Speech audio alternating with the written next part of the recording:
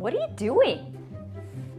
I'm counting squares. Why? Because I just bought this and I paid the same price, but I feel like I'm getting less. Oh, well, you probably are. What?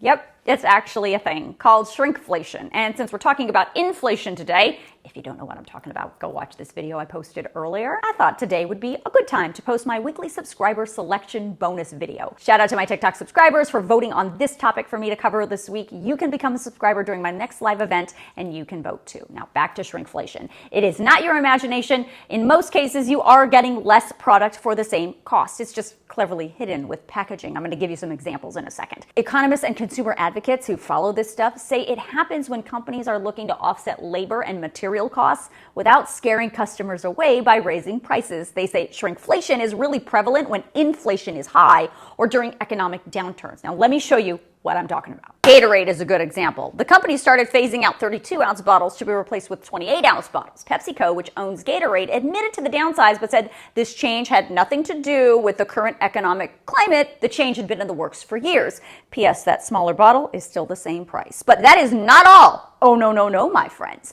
The founder of ConsumerWorld.org has actually been a consumer advocate for almost 30 years, and he tracks this stuff on his website. Here are some of his most recent finds. The small box of Kleenex now has 60 tissues instead of 65. Charmin's Ultra Soft Super Mega TP Roll went from 396 sheets to 366 sheets. Cocoa Pebbles lost a full ounce of cereal back in February. And Pedigree dog food went from 50 pounds to 44 pounds. Same price, but hey, at least they announced the change to their consumers. So I'm sure you're probably wondering, how can I tell if my favorite items are in the shrinkflation mix? Well, don't just check the price. You should also check the net weight or the count in every product. Don't just rely on packaging either, because it's generally kept the same height or general shape to avoid alerting you about any shrinkflation change.